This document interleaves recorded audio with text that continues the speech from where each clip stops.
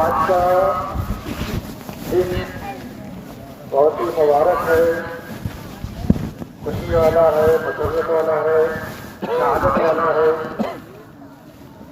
آج مزدوری ملنے کا دن ہے۔ اللہ کا فضل ہوا، اللہ کا کرم ہوا، اللہ کی توفیق ہوئی کہ ہم سب نے رمضان مبارک کے روزے رکھے، تراویح پڑھی، قرآن شریف کی تلاوت کی، ذکر و اذکار کیے،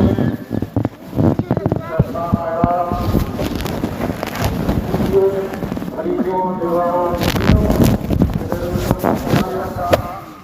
مدارس، مکاتب کا بھی تعاون فرمایا۔ تو اللہ تعالی ہمارے اس اعمال کو، ان طاعات کو، ان عبادتوں کو قبول فرمائے۔ اصل چیز قبولیت ہے، تو اللہ سے اس کی دعا کرنی چاہیے کہ اللہ تعالی ہمارے اعمال کو قبول فرمائے۔ ہم ناقص ہیں، ہمارے اندر عیوب ہیں، ہمارے اندر گندگیاں ہیں، جو ہم سے عمل ہوگا اس کے اندر بھی نقص ہوگا، کمی ہوگی، جیسا اللہ کے دربار میں پیش ہونا چاہیے ویسا تو ہو ہی نہیں سکتا۔ لیکن اس کے اعتراف کے باوجود کہ اللہ کمزور ہیں، ناقص ہیں، ہمارے اندر عیوب ہیں، کمیاں ہیں، اس کمیوں کے باوجود ہمارے ان اعمال کو قبول فرما لے۔ تو آج کا دن یہ شکرانے کا دن ہے، مزدوری ملنے کا دن ہے۔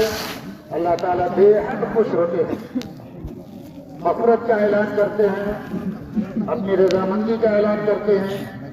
فرشتوں کے سامنے فخر کے طور پر اللہ تعالیٰ فرماتے ہیں، ماہا بہم الملائکہ، فخر کے طور پہ کہتے ہیں کہ یہ میرے بندے ہیں، ان کے ساتھ ضروریات لگی ہوئی ہیں، تقاضے ہیں، مشغولیاں ہیں، نفس ہے، شیطان ہے، لیکن ان سب کے باوجود انہوں نے پورے مہینے رمضان المبارک کے روزے رکھے، بھوک پیاس کو برداشت کیا، تراویح پڑھی اور بھی ذکر و تلاوت اور اعمال کیے۔ بتاؤ اس مزدور کی مزدوری کیا ہے، اس کا بدلہ کیا ہے جس نے اپنے کام کو پورا کیا؟ تو اس طرح سے کرتے ہیں کہ اس کا حق یہی ہے کہ جب مزدور نے اپنا کام پورا کر دیا ہے تو اس کو مزدوری دی جائے۔ تو اللہ تعالیٰ فرماتے ہیں، میں نے اپنے بندوں کو معاف کر دیا، اور نہیں یہ کہ صرف معاف کر دیا، راضی ہو گیا اور اس کے گناہوں کو نیکیوں سے بدل دیا۔ جو نیکیاں ہیں وہ تو ہے ہی، اس پہ اللہ ثواب دے گے، رضامندی کا اعلان کر رہے ہیں، لیکن جو گناہ ہے، نافرمانی کے کام کیے ہیں، اللہ تعالیٰ خوش ہو کر کے آج کے دن اس گناہوں کو جو ہے نیکیوں میں بدل دیں گے۔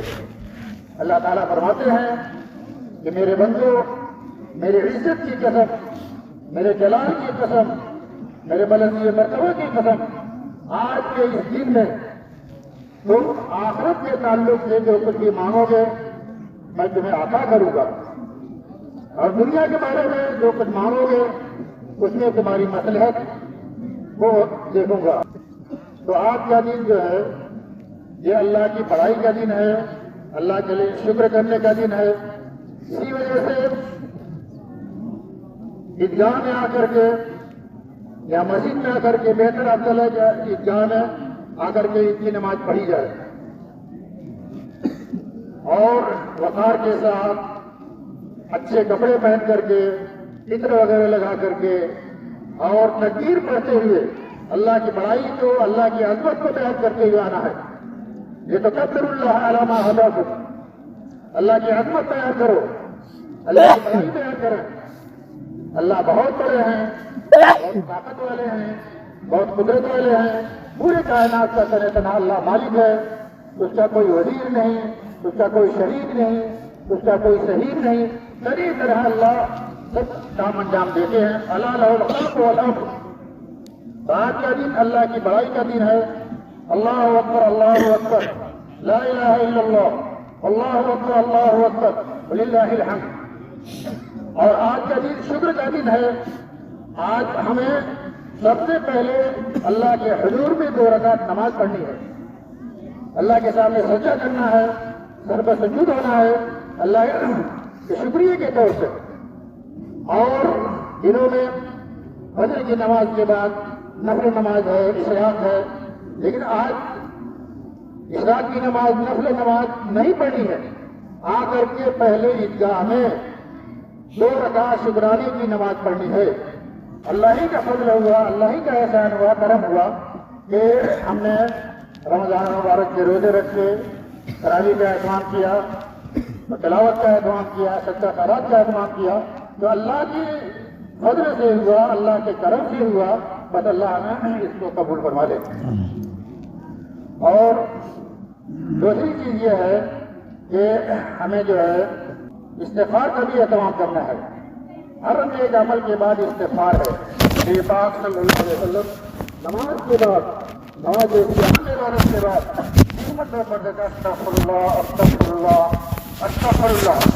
ایک عمل کے بعد استغفار پڑھنا ہے. اور صحابہ کرام رضوان اللہ اجمعین وہ نیک عمل کرنے کے بعد بھی ڈرتے تھے, استغفار کرتے تھے. والذین یؤتون ما آتوا وقلوبهم وجلة انهم الی ربهم راجعون. جو لوگ مال خرچ کرتے ہیں, صدقہ خیرات کرتے ہیں, اور یہ بھی شامل ہے کہ روزے رکھتے ہیں, نماز پڑھتے ہیں, صدقہ خیرات کرتے ہیں, نیک عمل کرتے ہیں, اس کے بعد بھی وہ ڈرتے رہتے ہیں. ان کے دل میں خوف ہوتا ہے, لرزہ اور ترسا رہتے ہیں کہ کہیں یہ عمل اللہ کو قبول نہ ہو, اس میں کمی ہو گئی ہو, نیت کا فطور ہو گیا ہو. حضرت حسن بصری رحمۃ اللہ علیہ فرماتے ہیں کہ پہلے یہ لوگ نیکیاں کر کے, اچھے اعمال کر کے کرتے تھے, اور تم لوگ برائی کر کے, برا کر کے نہیں کرتے ہو. اور قلیلۃ العلماء یہجعون بالاسحار یستغفرون. یہ صحابہ کرام رضوان اللہ کے بارے میں آیا کہ راتوں میں وہ جاگتے ہیں, راتوں میں کم سوتے ہیں, اللہ کو یاد کرتے ہیں, اللہ کے سامنے دعا میں رہتے ہیں, روتے ہیں, گنگراتے ہیں, اور پھر اس کے بعد جو آخر میں استغفار کرتے ہیں, معافی چاہتے ہیں. حضرت عائشہ رضی اللہ تعالیٰ عنہ نے کہا کہ اے اللہ کے نبی, کیا انہوں نے کوئی غلط کام کیا ہے, کوئی گناہ کا کام کیا ہے, انہوں نے کوئی چوری کی ہے, کوئی زنا کیا ہے, کیوں آخر وہ استغفار کرتے ہیں, معافی چاہتے ہیں؟ تو آپ نے فرمایا اے صدیق کی بیٹی, انہوں نے ایسا کوئی غلط کام نہیں کیا ہے, اللہ کی عبادت ہی کی ہے, اللہ کے سامنے روئے گر گئے ہیں, تسبیح اذکار کی ہیں, لیکن وہ اس بات سے ڈرتے ہیں, استغفار کرتے ہیں کہ اللہ کے شاہ شان ہمارا عمل نہیں ہوا, عبادت نہیں ہوئی. اس لیے استغفار کا بھی اہتمام کرنا ہے. اور اس کے ساتھ ساتھ جو ہے استقامت اور مداومت کا عمل کرنا ہے. کہ ماشاء اللہ الحمدللہ تمام مسجدیں آباد تھیں, کیسا اچھا منظر تھا, چھوٹے بڑے نوجوان سب کے سب مسجدوں میں آ رہے ہیں, تمام نمازوں میں آ رہے ہیں, اور نمازوں کے بعد بھی بہت زیادہ اوقات مسجدوں میں گزار رہے ہیں, ذکر میں, تلاوت میں, مذاکرے میں اور دور کرنے میں. تو کتنا اچھا لگتا ہے ہر ایک کو. اب جو ہے رمضان کا مہینہ گزر چکا ہے, اب بھی ہمیں یہ عزم کرنا ہے, اس کی فکر کرنی ہے, اس کی نیت کرنا ہے کہ جیسے ہم نے رمضان میں پابندی کی ہے, تقویٰ کے ساتھ, طہارت کے ساتھ, اہتمام کے ساتھ, نمازوں کا اہتمام کیا ہے, تعلیم کا اہتمام کیا ہے, ذکر تلاوت کا اہتمام کیا ہے, ایسے ہی ہمیشہ کرنا ہے. رمضانی مسلمان نہیں بننا ہے. شیخ داؤد شریف خانہ کعبہ کے امام تھے, بہت جید عالم تھے. وہ ایک جگہ عید کے موقع پہ خطبہ میں کہہ رہے ہیں من کان یعبد رمضان فإن رمضان قد مضى ومن كان يعبد الله فإن الله حي لا يموت. جو رمضان کی عبادت کر رہا تھا، رمضان کا مہینہ آیا، نمازوں میں آ گئے، ذکر تلاوت میں آ گئے، تو جو رمضان میں عبادت کر رہا تھا تو رمضان کا مہینہ تو گزر چکا ہے، لیکن جو اللہ کے لیے عبادت کر رہا تھا تو اللہ باقی ہے، زندہ ہے، ہمیشہ ہمیش ہے. اس لیے جب تک زندگی ہے وہاں پہ ہم کو چاہتا جاتے ہیں کہ یقین موت تک، آخری لمحے تک ہمیں عبادتوں کا، نمازوں کا، ذکر تلاوت کا اہتمام کرنا ہے. مولانا علی رحمۃ اللہ علیہ فرماتے تھے کہ ہم نے رمضان المبارک کے روزے رکھے ہیں، 1 مہینے کے روزے رکھے ہیں، اور اب ہمیں پورے سال کا روزہ رکھنا ہے. پورے سال کا روزہ رکھنا ہے.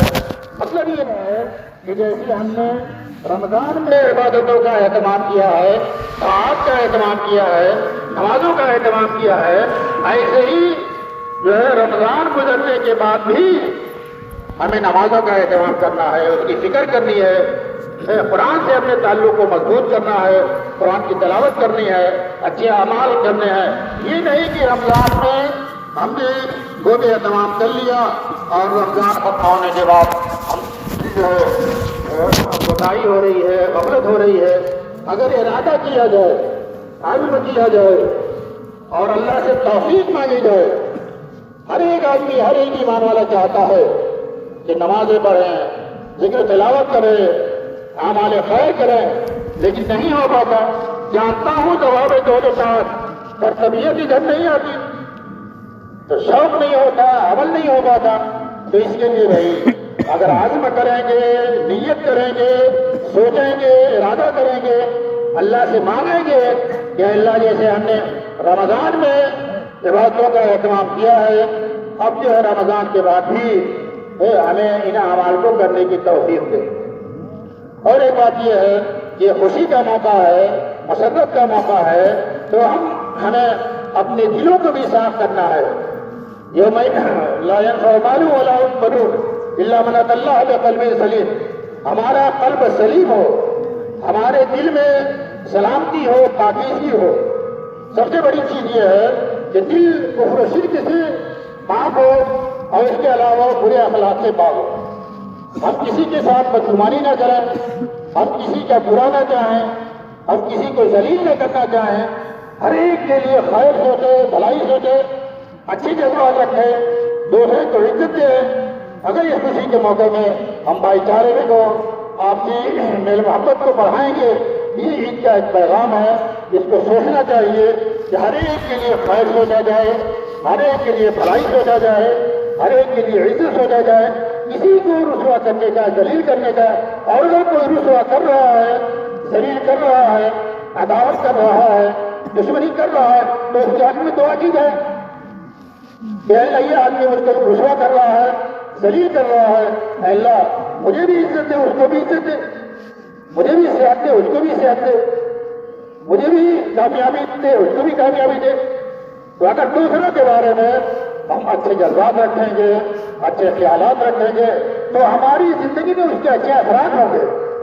ایک سکھی زندگی ہوگی، سکون والی ہوگی، اطمینان والی زندگی ہوگی.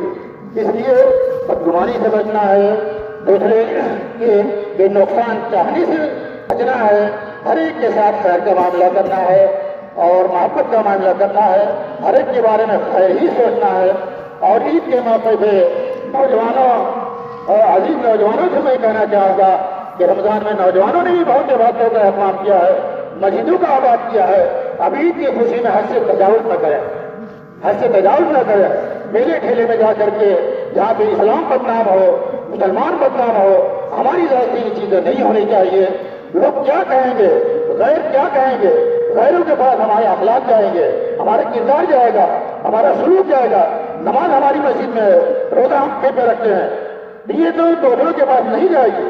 لیکن ہم دوسرے بھائیوں کے ساتھ ہمارا رویہ ہے، کاروبار کا رویہ ہے، تعلقات ہیں، آس پاس میں جانا ہے، سفر میں جانا ہے، تو ہم اچھے اخلاق کا بہت مظاہرہ کریں، محبت والا معاملہ کریں. جب ہماری طرف سے دوسروں کے لیے خیر کا، محبت کا معاملہ ہوگا تو اس کے اسلام کا اچھا پیغام جائے گا. ہر ایک کے ساتھ خیر کا معاملہ ہو، پڑوسی کے ساتھ اچھا معاملہ ہو. واللہ لا یؤمن، واللہ لا یؤمن، واللہ لا یؤمن. میرا من یا رسول اللہ قال من لا یأمر جارہ بوائقہ.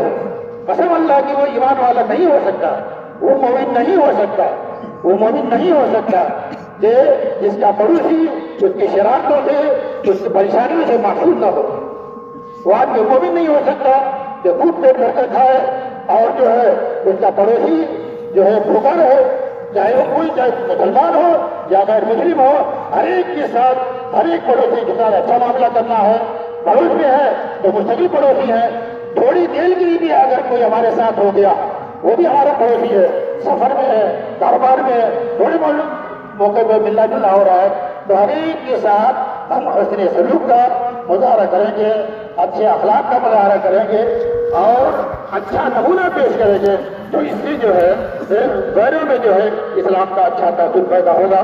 اللہ تعالیٰ ہمارے روزوں کو قبول فرمائے، ہماری تراویح کو قبول فرمائے اور ہمارے صدقات خیرات کو قبول فرمائے اور عمل کرنے کی توفیق عطا فرمائے۔